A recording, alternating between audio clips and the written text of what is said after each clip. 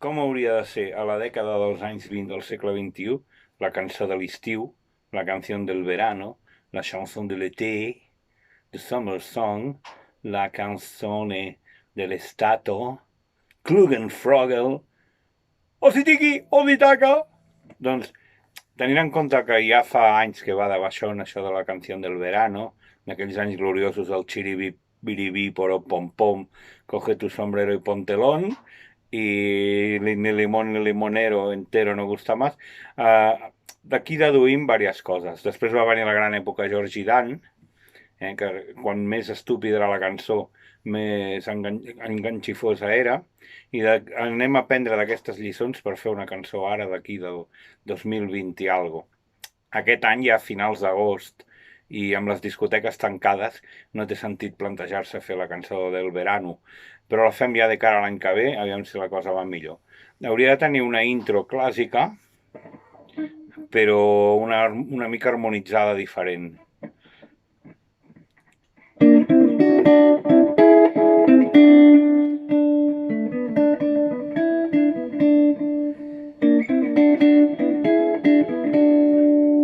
Aleshores vindria el tema amb càrrega geopolítica.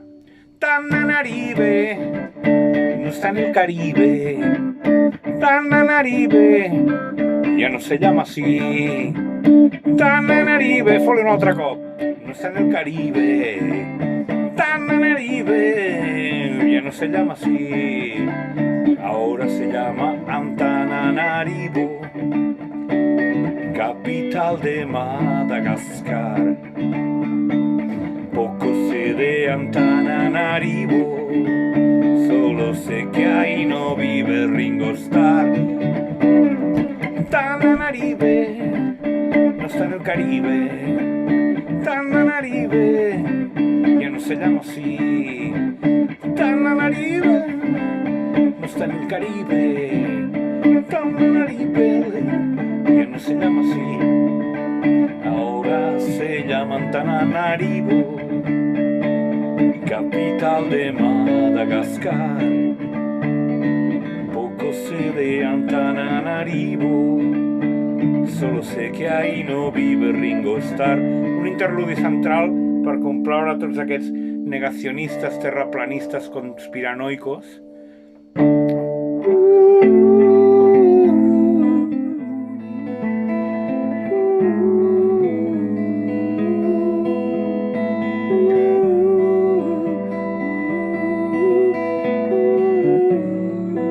Una mica més de dissonància.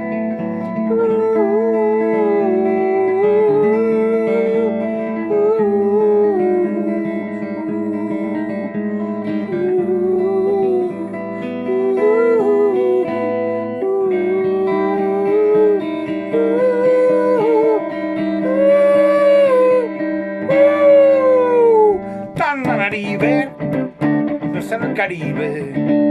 Tananarive, ya no se llama así.